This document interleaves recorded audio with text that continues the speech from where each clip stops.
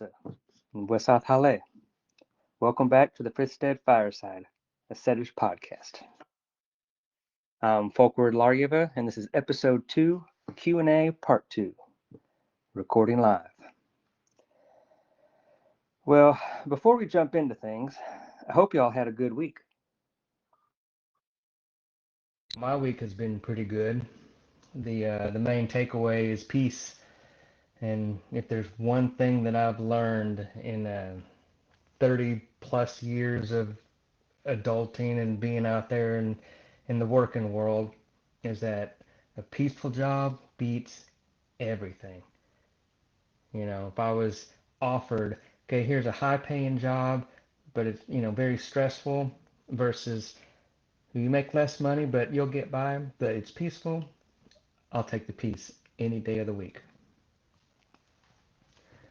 Been working by myself, and that helps a lot. Cold in the mornings, but it's been warm enough to be beautiful days. And Thanksgiving was the other week. I hope y'all had a good holiday. I know this time of year can be chaotic. Our schedules are just all over the place. Our houses are full. There's just too much to do and never enough time to do it.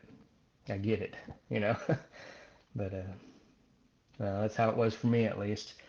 Every year we have at least, I'd say, 40 people, maybe up to 50 people, uh, house full. But despite the crowd, the chaos, when you have a chance to sit down with family and good friends, sharing food, smiles, laughter, even the quiet moments afterward when you're just too full and you're too tired to move, and you're just like, oh, I ate too much, I'm uncomfortable. It's all worth it. It's all worth it.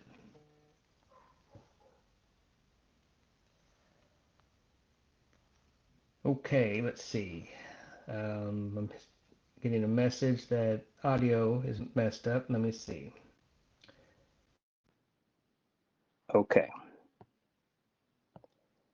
I just adjusted something. Hopefully that'll be okay. All right. Hopefully it wasn't too bad for you, but so I'll continue. I'll get a sip of my tea first, and then I'll continue on. Keep on keeping on.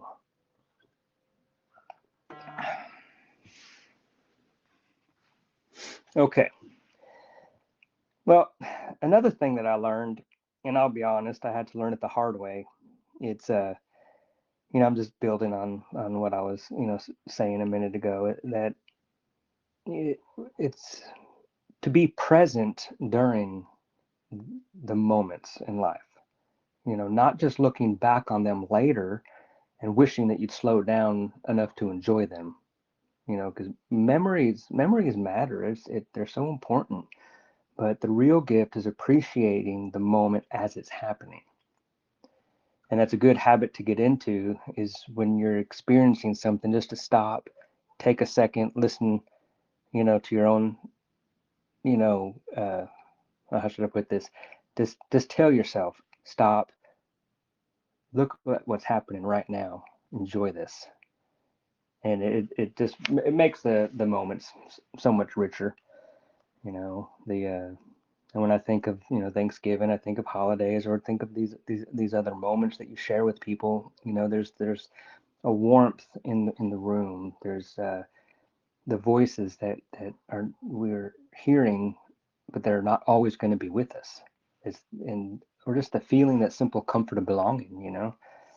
But people come and people go, and when we look back on our lives, well, we should look upon the people we have in our lives now and enjoy them. That's basically what I'm saying.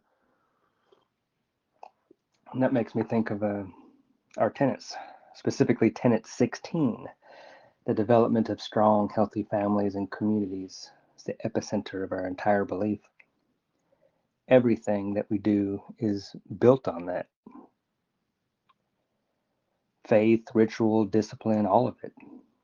It's empty, and it doesn't strengthen the homes and hearts of our folk if we're alone. We're social creatures, and heathenry, yeah, Sedianism is a social faith.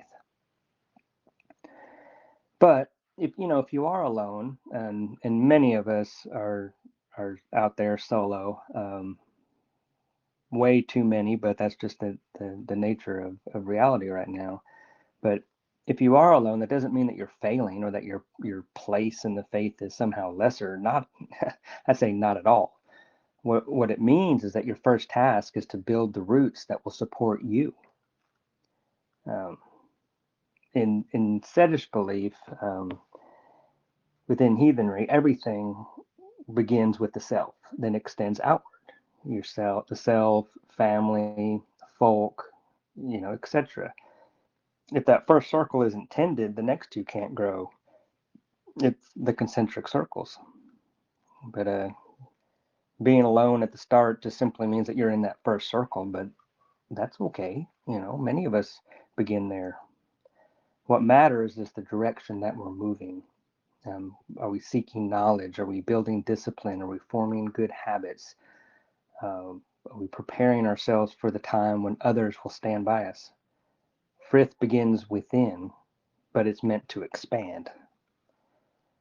Our our faith isn't monastic. It never meant for isolation. Sedianism is lived through our folk, through the bonds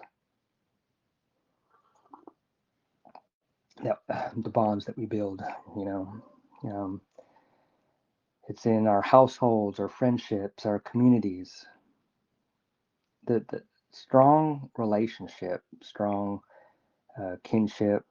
None of it appears out of thin air. It takes time. It grows, um, and it all begins with individuals. And strong communities are born from families who know who they are, know their duties, and know their gods. So if you're walking this path alone right now, don't look at it as a burden. Look at it as a foundation. Because if we are alone, we can use that time to shape ourselves in good ways, steady the mind, build the body, train the heart, and as fate allows, others will find their way to you, and you will find your ways to them. Because when that happens, then you won't just have people to stand beside, but you'll have something worth sharing with them because of what you built. No time like the present, but the best time to start is now. Well, let's see. For those, I don't want to give too long of an introduction because you can just refer back to last episode. But in brief, the Frithstead itself is I'd say it's built upon that idea. Um, it exists to restore, educate, inspire. Um, it's a platform, if you will, of wanting to help our folk reconnect with our native ways, um, our native faith. Because to me, that foundation is the most important foundation. So when I think of the Frithstead, I think of it as a hearth, that place of warmth and comfort, a home for our folk, a place where we preserve the old traditions and nurture the whole person, not just the spiritual, but the mental, the emotional, the physical, all of it. Anyway, with that being said, tonight's episode won't be another long introduction, unless all this talking I've been doing is considered long, and if it is, well, I guess that's okay too. But the last time was about laying the foundation and providing backstory and introduction. So tonight we're just going to walk through some of these questions, look at the faith as it's lived, and all right, well, let's settle in and get to it. All right. Question one. Who would you give credit for bringing modern day Odinism, Asatru, uh, Votanism, heathenry, etc., to America? Okay, well, like most things, it's, answers are not not always cut and dry. I really can't limit it to a single name. Um, Now, as far as specifically to America, well, let's see. Maybe I can just talk about several names who, as in the revival of heathenry. There are several names to be sure. Kind of like and they came in groups, like series of waves, or what I like to call awakenings.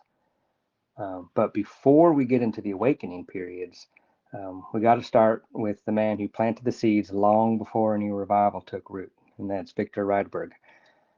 Um, Before the first organized heathen groups even existed, back in the late 1800s, there was Victor Rydberg, and he was the first scholar who actually treated the Germanic writings as a coherent religious system, not just scattered folk tales. And that's very important. That matters because everything that we know today about rebuilding the old faith, um, and as um, us Sedish like to say, the epic method, Sedian orthopraxy, all of it, can trace its roots back to him. He gave us more than a method, though. He gave us the keys to the whole religion. I'm not saying every answer, but the keys that enable us to open the doors to more doors, if you will, and so on and so forth.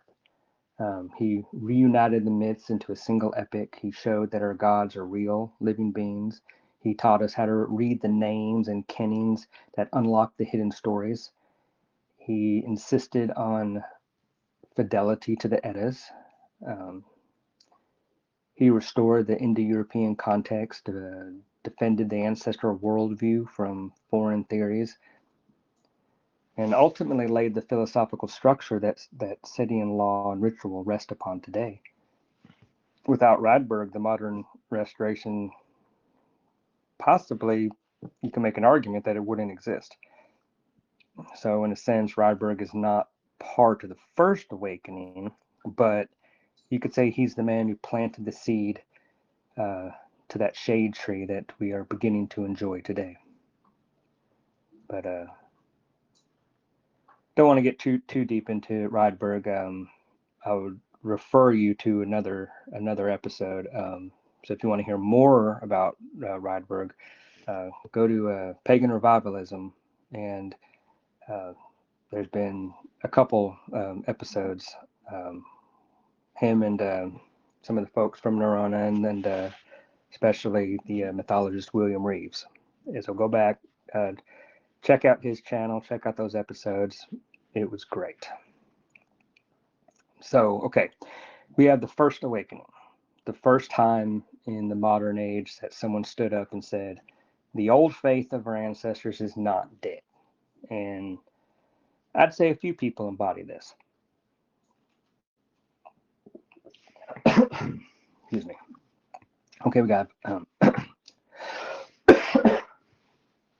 Alexander Rudd Mills. And, sorry, gotta forgive me, gotta catch in my throat. Okay, in 1936, he founded the Anglican Church of Odin in Australia. Uh, Now, he wasn't American, but his writings made their way here. And he was the first modern person to put Odinism into a formal religious structure. Uh, Primitive in some ways, sure, but he broke ground that no one else dared to touch at the time.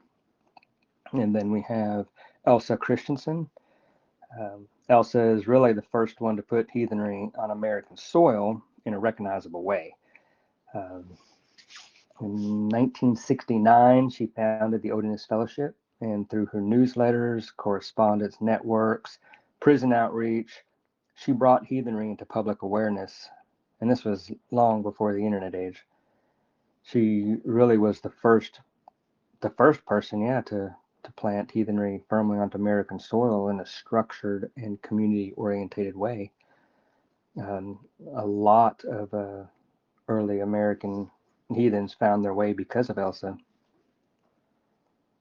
Uh, but to add another name, we do need to mention Sveinbjorn Beinteinsson in Iceland. In 1972, he revived the Astrorfelgaith, if I'm pronouncing that correctly. But we just say the Austro Fellowship, and but that was a huge thing. Um, the exact beliefs aside, it made a statement, and it showed the world that our native religion could exist openly and legitimately again, because he established it legally, made it official, and that gave heathenry credibility. So basically, the first awakening would be Mills, Christensen, and Beinteinsson. You can call them the trailblazers. Now, for the second awakening, I generally give credit to Stephen McNallen for ushering in that the second awakening.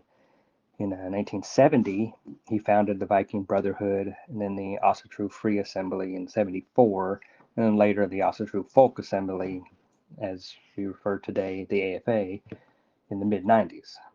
McNallen didn't just talk about Asatru or simply spread information about it, but he did some great things in establishing successful organizations, very, very community minded.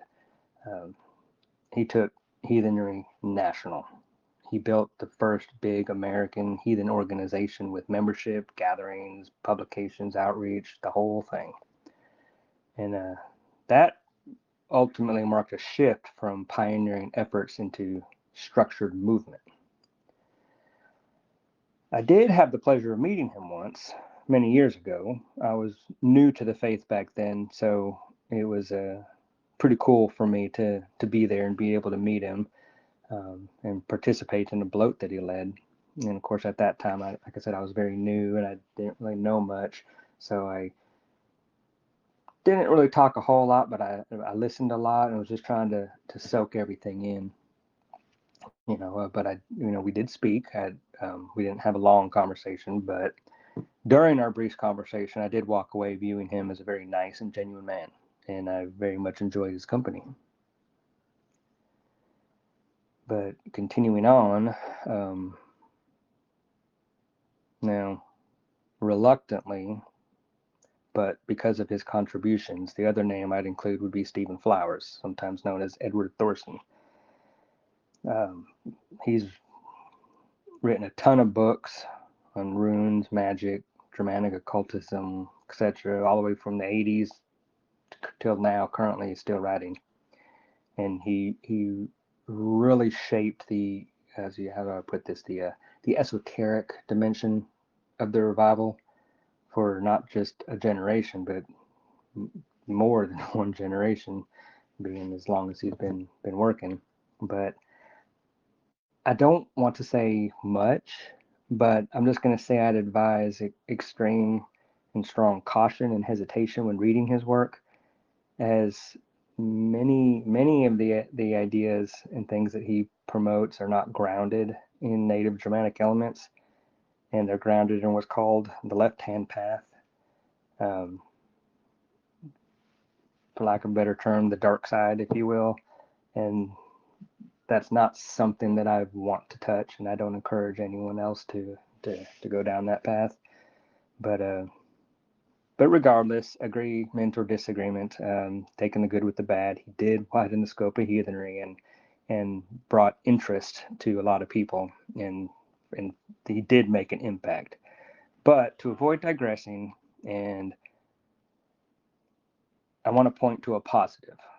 Okay, check out the Sacred Stew episode, because they get into this a lot, and it was a very, very good episode. Um, the Sacred Stew, then it's called The Fathers of Asatru, Cults of Personality and Heretics. James, from the Pacific Northwest Wolfpack, was the host. So go check that out. It was good.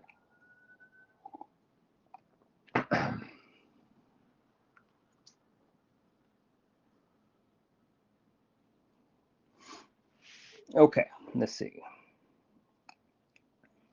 So if the seeds planted with, if the seeds are planted with Rydberg, um, you could look at heathenry at that time was in the womb, and then look at the first awakening as heathenry was an infant, and then the second awakening, growing, maturing, that's childhood, and now we're entering our third awakening, and you can look at that as heathenry is now a young adult. All right, we have our independence, and we're learning, we're growing, we're better than what we were yesterday, and better than the day before, because we're learning from our mistakes, and we're um, out there in the world, and we're doing our thing. Um, Third awakening, and this is something that a lot of people, when they think of where we're at in heathenry, a lot of people seem to be, uh, I don't, for lack of a better term, stuck in the second awakening. But we're actually in the third, the way I see it. It's the first truly mature, scholarly, and religiously coherent phase of our ancestral faith. And who would I credit? Well, without a doubt, I credit the Neurona Society for ushering in the third great awakening. This is the era where the question changed from how do we revive something to how do we rebuild it correctly. And I be remiss if I don't point out Mark Prieur. He's the one that reestablished the Neurona Society. He's the main researcher, and has put forth a ton of just excellent, excellent, excellent work and research. Um, Building the structure, solidifying scholarship, applying theological precision, um, all the stuff that is needed to for our religion to be considered a legitimate religion. Um, some of the books are the Asatru Edda, and soon to be released Al Runar, the Abin Runar books 1 and 2, the Abendluger. Um, these books turned heathenry from scattered practices into a religion with actual lore. Um, brought it all, brought not that it didn't exist before, but compiled it, worked it, and put it into a package that made it accessible to the public. Uh, Ritual, law, fleshed out cosmology, and eschatology, as well as establishing a legitimate research method. As our faith is maturing, and that's the thing that I can't stress enough, is just that it's maturing. Like I said, from womb to infancy to childhood to now we're becoming adults. We can now stand tall and strong against any religion. It's right now, when it comes to all this and the awakenings, it's such an exciting time to be alive.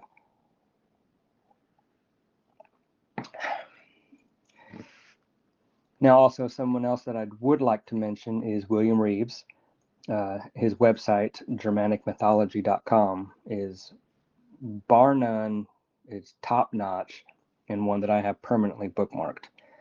That when you want to look into any type of research, go to that website and you'll be amazed. He has an excellent article, Going to Hell, The Consequences of a Heathen Life. That's a must-have.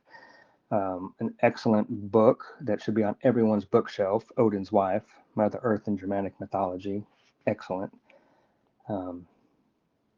Keith Osgood, In my mind, that's heathenry's number one Old Norse translator and Edic scholar. His linguistic work is phenomenal, and I can confidently say that his Voluspa translation is the best and most accurate version ever written. Um, then we have Kyle Davis, who has steadily made a name for himself as an everyman Sedish theologian, and he's a guy that can go toe to toe with the best of them. And be on the lookout. He has a book coming out soon, so pay attention and be sure to buy it when it's released.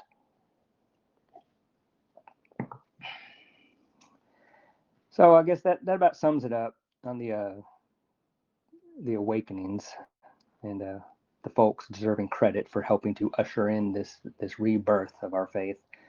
Um, I won't say too much about myself, but um, like all of us, we'll say should say of ourselves, may history remember our contributions, and hope that we can have seats at the table. But there may have been more names that I failed to mention, but those who stand upon the shoulders of giants and sit at the table of leaders, we all make our contributions. Um, but at the end of the day, it's just all about helping our folk embrace Sedish belief as a living, breathing way of life. Fate is what it is, and we all do what we can, and with each wave, with each awakening as it's playing its part, and each person prepares the way for what comes after. Again, standing on the shoulders of giants. All right, let's see. Question 2 and 3. All right, I'll tackle these together. Let's see. Okay, next questions. Is heathen preferred over pagan? If so, why? And is heathenry and paganism the same or fundamentally different? Well, in short, yes, absolutely. Uh, Now, here's how I see it personally. Okay. Um, First, the word heathen is Germanic, pagan is Latin. And more times than not, I hold the native over the foreign. Um, Ultimately, we're just dealing with words, so it's not. I'm not going to say like it's super important, but that's just like I said. This is my personal preference. Um, but you can look at Old English, Hazen, Old Norse, heathen. Um, you can tell that they're the same words. The word heathen is rooted in the world of our ancestors, the heath, the land, the the places where they lived. The families farmed and raised their children and honored the gods and lived the folk ways, the original folcsida. So to me, when we say heathen, we're using a word that carries the weight of our own Germanic tongue, our own folk soul. It connects, if you will. Um, yeah, it connects to the culture and the worldview of our Germanic bloodlines. As a word, heathen is a compound word of heath and the suffix en, which just means of the heath. So it's like of the countryside, like out in the country as opposed to urban areas, if you will. In its original usage, aside from denoting those who lived in the countryside, heathen referred to someone who wasn't following an Abrahamic religion, namely Christianity or Judaism. And in modern times today, we've reclaimed that term as a moniker of pride for our heritage, as in, yes, I am a heathen. I am proud of my heritage and in the belief in the gods of my people, and I believe in my people. Now, pagan is a Latin word, paganus. I don't speak Latin, so hopefully I got that right. But it was a Roman and a later Christian label, but it was used as heathen was to refer to anyone who wasn't Christian. It didn't matter if you were Germanic, Greek, Celtic, or Asian for that matter. If you weren't Christian, you were an outsider, and even in one's own native lands. But therefore a pagan. So, you were a pagan or you were a heathen. So essentially, heathen is just preferred over pagan because it evolved to specifically refer to one who practices the Germanic faith.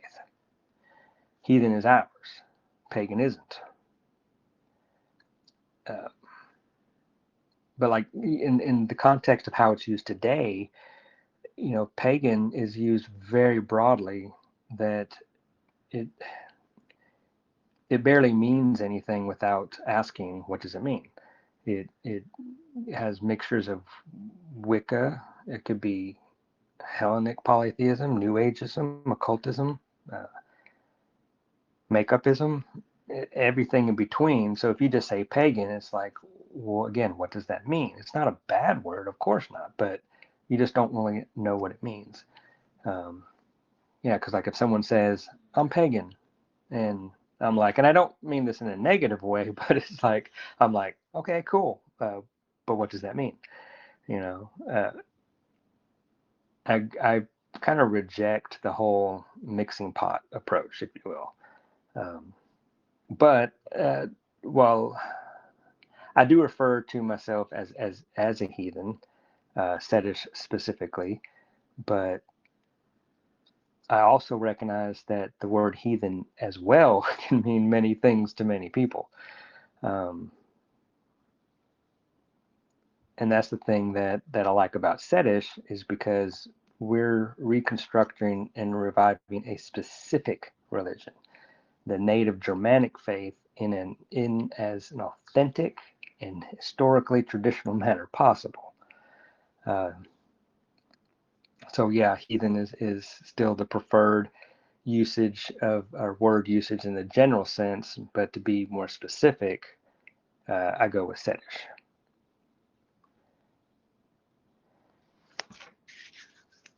Because yeah, when you look at a lot of the, there's a lot of there's groups out there, a lot of people out there who base their spirituality on their feelings or personal opinions. Um, they're very anachronistic. They cosplay, dare I say, LARP. Um, but the Sedish path is built on attestations, attested lore, law, ritual, ancestry. It's not eclectic. It isn't universalist. So using pagan, to me, muddies the waters and drags us into conversations that aren't ours. And again, while I do use heathen to avoid confusion, I just say Sedish. And again, if someone wants to use pagan, that's perfectly fine. They you know just have to explain like what exactly are you, which is fine. It's just it takes an explanation.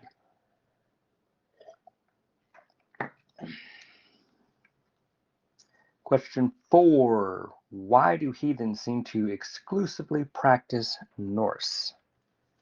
Okay, that's a good one. All right, let's see.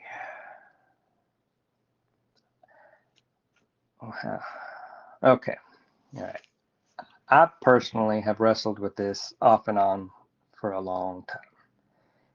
In my own journey from beginner Norse to Anglo-Saxon Reconstruction, uh, to the expression of the American folcsida, in but in regards to quote unquote exclusively practicing the Norse, it it ultimately isn't about trying to be Scandinavian or LARPing as Vikings or choosing one tribe over another. Um, so, likewise, following the faith isn't about trying to be Anglo Saxon or anything really. It all comes down to what actually survived the ravages of time. When Europe was Christianized and the Middle Eastern philosophies were spreading throughout the homelands, most of the Germanic religious material, the Anglo-Saxon, the Continental German, the Gothic materials, they were virtually wiped out, destroyed, or overwritten to change the meanings.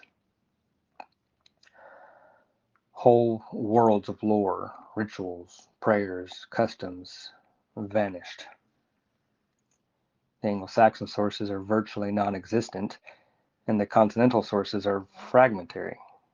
But Iceland, the famous Iceland, that is the exception.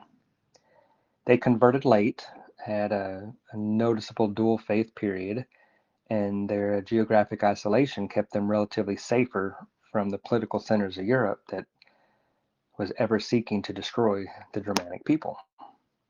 So, fortunate for us today, the early medieval Icelanders had a strong literary culture. They had some great writers, poets, orators, a very rich culture. They preserved an enormous, a lot of pre-Christian material in their poetry, sagas, and law codes, and what have you. And so ultimately, if someone today wants to understand the Germanic religion in any real, structured, faithful way, you have to look at the Old Norse sources, because those are the bulk of sources that survived. Well, I'm being distracted. I hear a whole bunch of sirens out there. I don't know if y'all can hear that or not. Something's going on. Okay, I'll just continue just in case y'all can't hear it. So yeah, I'm just saying, because of everything that has been lost and destroyed, that you have to look at the Old Norse sources, because the overwhelming majority of everything about the faith, about the history, is written in Old Norse.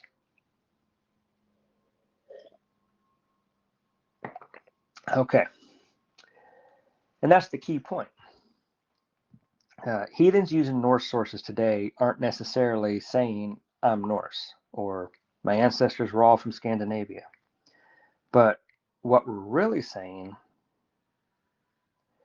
is, this is the surviving doorway into the religion of our folk.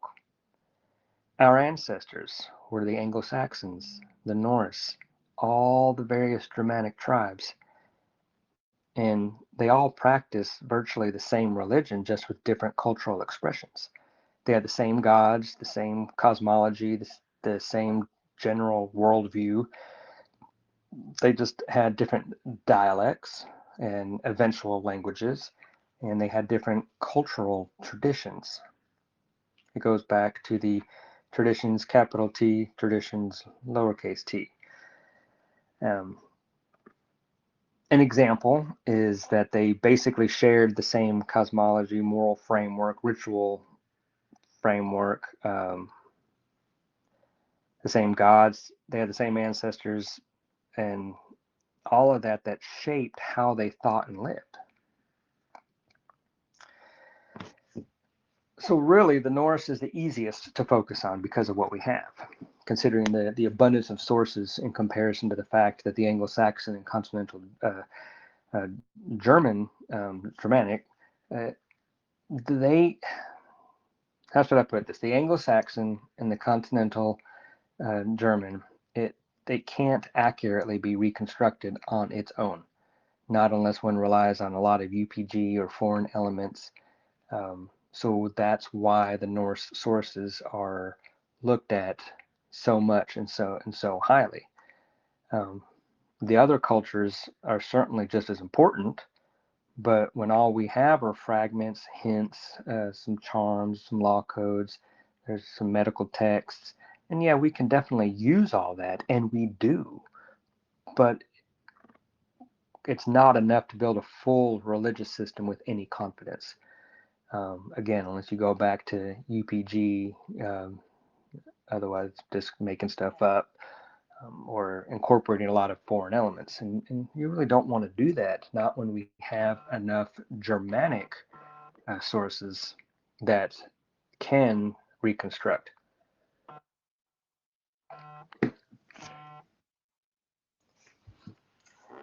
So we turn to the Norse text because it allows us to rebuild without having to just make up a lot of stuff. Basically, it's pretty simple. Um, but okay, well, yeah, I should add this too.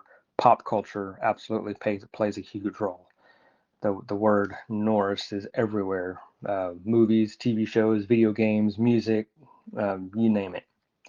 When the average person, if you say, "Hey, Germanic mythology," what are they going to think of?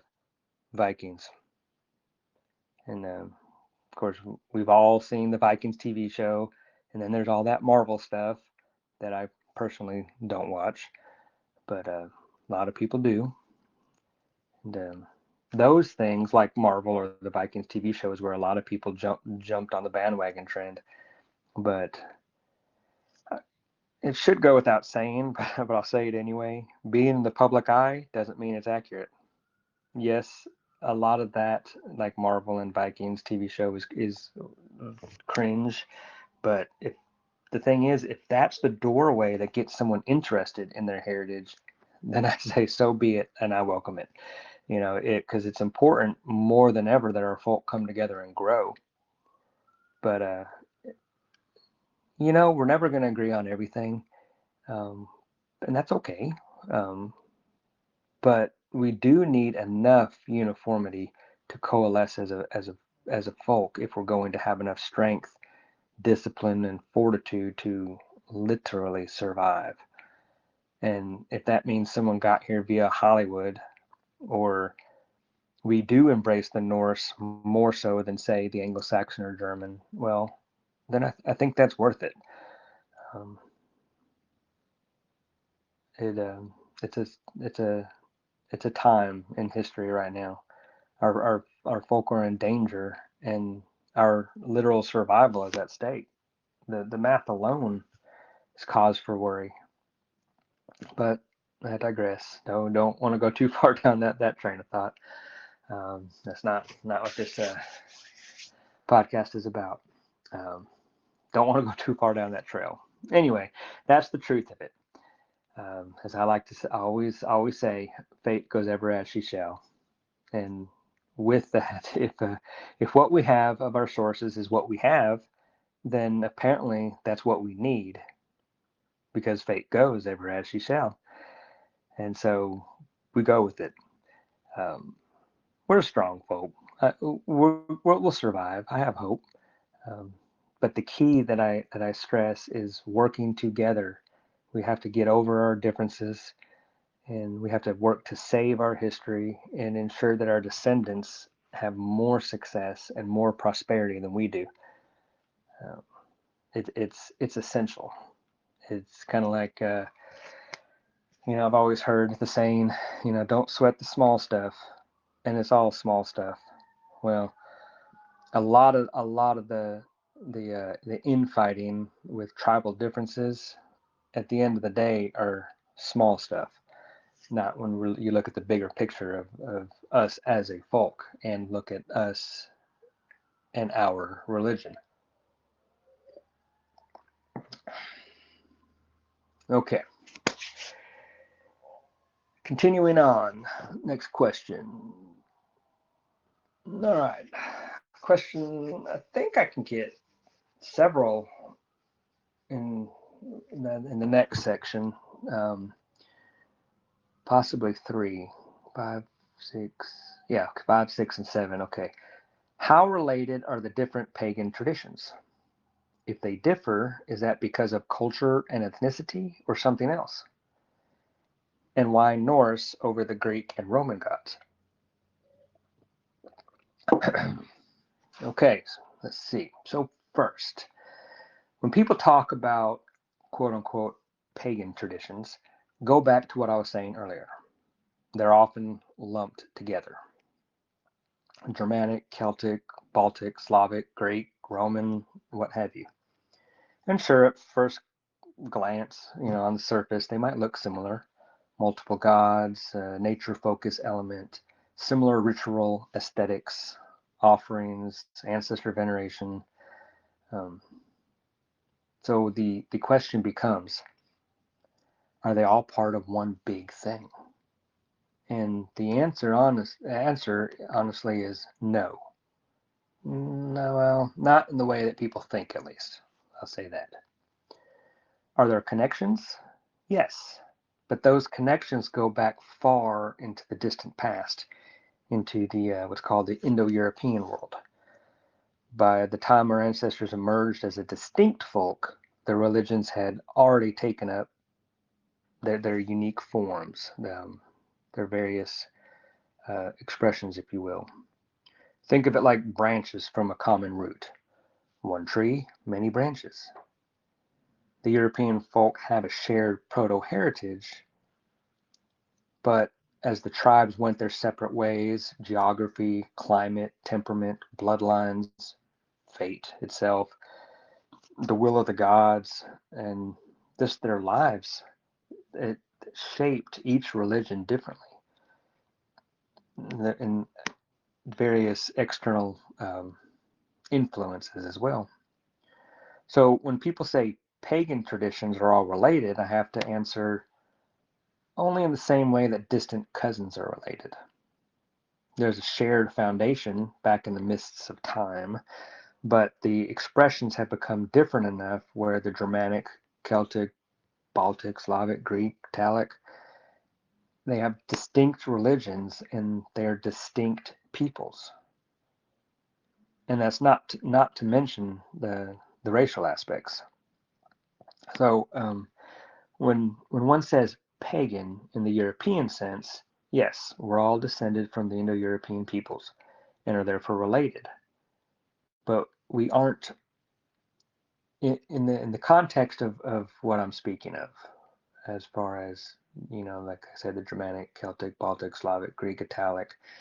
We aren't one folk. But I say that as in like not in the sense of being immediate family. I need to give an example. Okay, think of it like this. Some of us are more closely related than others, and others are more distant related. You have a family reunion once a year, let's say. If an external threat approaches, the related peoples will surely come together as one group and claim the mantle of family. And they will say, yes, we are one folk, and we will defend ourselves. Um, but that doesn't mean that siblings or first cousins are going to treat third, fourth cousins on the same level of loyalty, as they know the degrees of separation is much further. Um, that's how it is with the European peoples. A Germanic and a Celt are much closer than, say, a Germanic and an Italian. But yet, they both do share the same root and they are of the same family. Just more extent. One is close, whereas one's more extended. If you dig deep enough, you'll see the connections. Now, a quick note about the Indo-European peoples. I won't get too far deep into it, but I will say that they weren't quote unquote one people, one tribe, but they were more likely a few tribes of probably very similar uh, tribes. And through time, migrations, intermarrying, the coalescing and the diverging, and just how reality works as time passes, uh, they eventually separated into those European peoples that I just mentioned a minute ago. Now, religiously, we can argue about the level of European syncretism throughout the millennia, but for heathens specifically, the Germanic faith as we have it, it was the best preserved, and it's the form that has survived as a complete religion. You know, each folk have their own rightful faith given to them through the ancestral endowment, tied to their fate, their land, and their blood. Religion,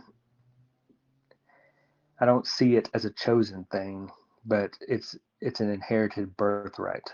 It's woven into the fate of each folk.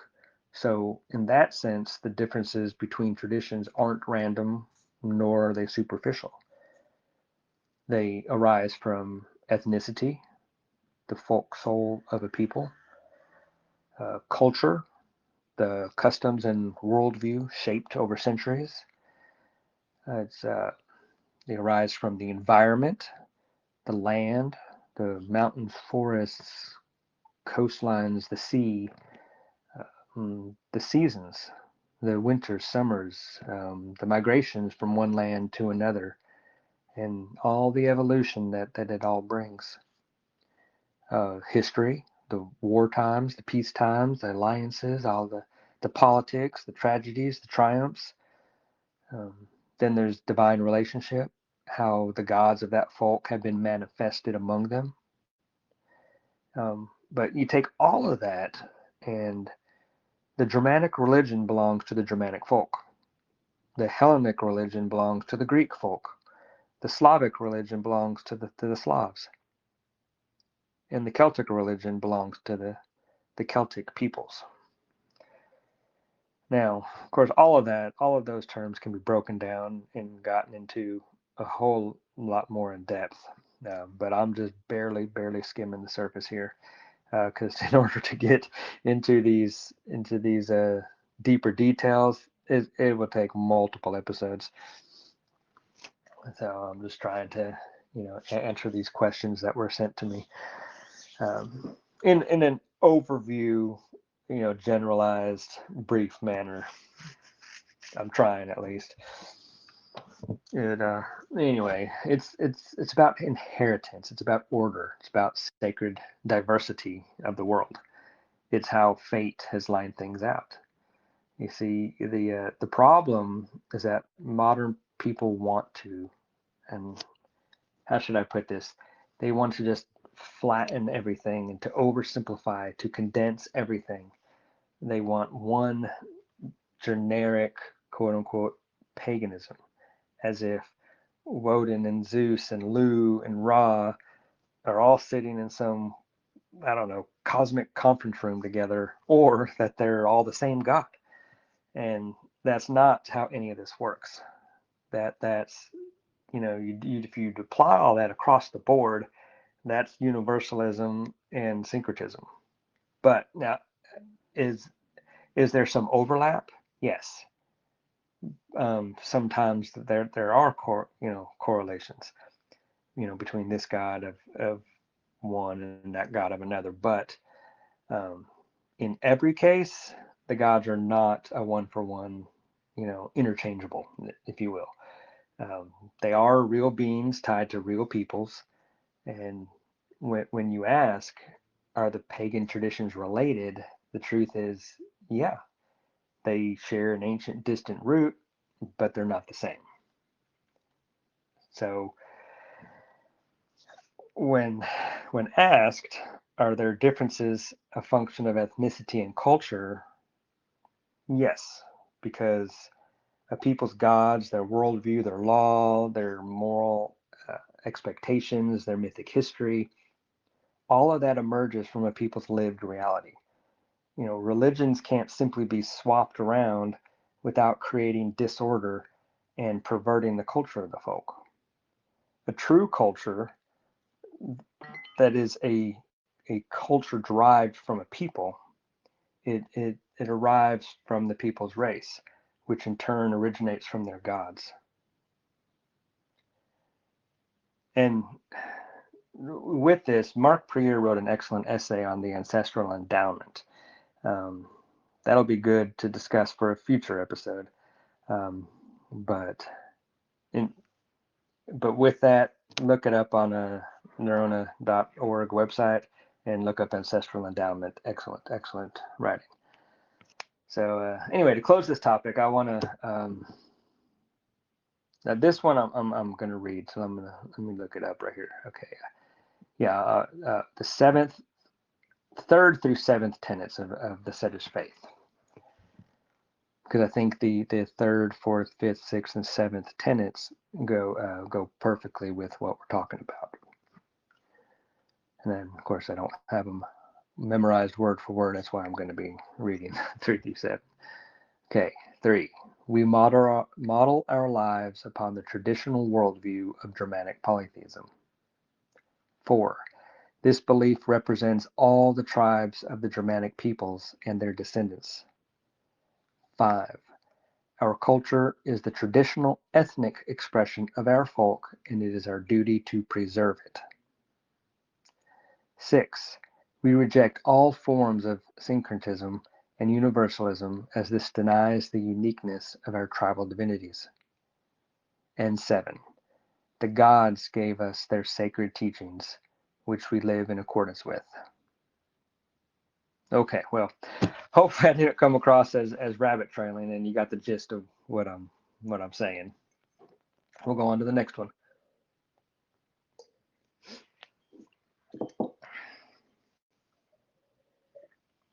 All right, give me some water first. All right. Question 8. Are there any heathens who practice Hellenism? Okay, again, heathen refers to Germanic, which the Greeks are not. So the answer is a hard no. But um, I haven't met any or know of any in America, to be honest. But I do know that there's a growing movement in Greece with new temples being built and groups forming. But yeah, that's going to be probably the shortest answer that I'll be able to give, because to be honest, I don't know a whole lot. That's one area that I don't really look into. I stick with the Germanic. So, question 9. Do modern heathens believe in the actual origin story? Well, we have an origin story. For sources, I'll point to the Poetic and Younger Eddas, as well as investigations into Germanic mythology by Victor Rydberg, and the Asatru and Odinist Eddas by the Nona Society. So, as it goes, I'm going to say this. It could be an entire episode for me to go through the lore on our origins, but I'm just going to, for sake of time, I'm just going to give an overview, and so it'll give the general idea, the general gist of what our origin story is. Okay, so as it goes, in the earliest age, the earth didn't exist, nor the heavens above. There was only Genungagap. Genungagap basically was a vast space, a yawning gap, if you will. Now, this wasn't nothingness, but more akin to a field of latent potential, a chaos before existence took shape. The Germanic creation accounts don't describe a world that emerged, as they say, ex nihilo, out of nothing, but instead one that formed the emergence and structuring of primordial energies.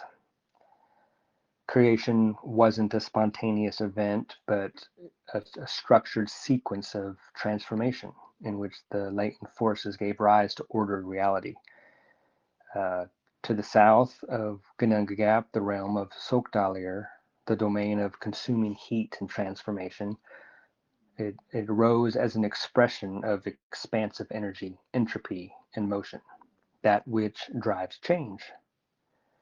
And in contrast, in the north, you had Nibelheim, the realm of freezing condensation and inertia, and it acted as a stabilizing counterforce, providing the necessary structure for form to emerge. Their interaction at the heart, at the center of Genungagap, it was not random chaos, but it was a process that was dictated by fundamental laws, namely Orlog, or the neutral force of fate. And again, I want to emphasize neutral force.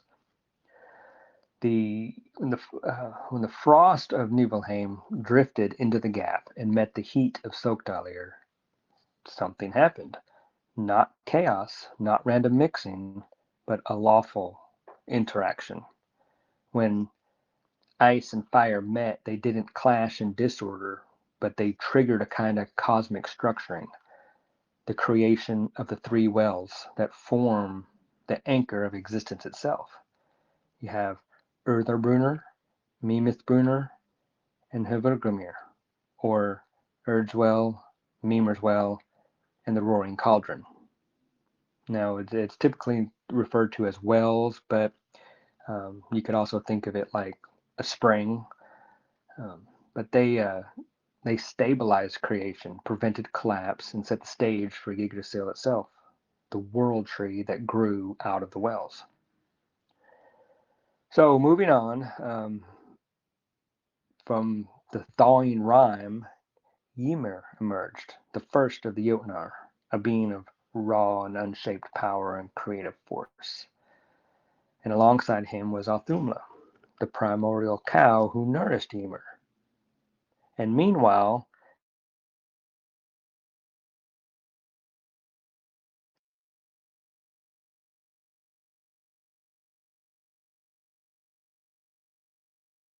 while chaos ran.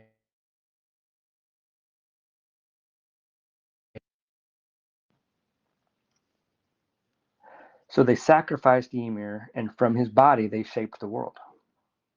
His flesh into earth, his blood into seas, bones into mountains, skull into sky. And they made Midgard, the middle yard, earth. Creation wasn't finished, though, far from it. In Midgard, walking the seashore, the gods found two pieces of driftwood, lifeless, without purpose, without urlog, without fate. And the gods harnessed and bestowed the divine forces that would become the first man and woman. So Woden gave Ond the breath of life. Hunirve gave Other the inspired mind, thought, will, intent. And Lodurvili gave La with Lati and Liturgotha, their blood, form, speech, hearing, sight, the ability to move, the physical gifts, if you will. So, thus, Ask and Embla, the first man and woman, came to be. Like I said, I could go on and on and on, just depending on how deep. But that's the general overview of the origin story. All right. Okay. Well, we've been going a little over an hour, so I'm going to go ahead and stop here, as as opposed to continuing on with some more questions, because the next series of questions are best grouped together. So it just there'll be a better flow. Um, but like I said, there's a lot more that could be gotten into. Um, but what I've been trying to provide over the course of this episode is just an overview. But looking ahead at next month, we'll continue to delve into things, progressing deeper into the faith, and we'll get into things like euhemerism. I'll touch on the schools of thought, if time allows, the authority of doctrine. That's a deeper one that a lot of people have an interest in. But anyway, we'll conclude this episode. Um, our task is simple: meet life with courage, honor, and good intentions. And remember, weird bit full rad swagas a heu swa heu shall. Fate is fully fixed. She goes ever as she shall. So until next time, my friends, stay strong, stay true, and hold fast to your faith, your kin, and your folk. Hail the gods, hail the folk, hail the ancestors, and hail the Frithstead. I'll see you on the next one.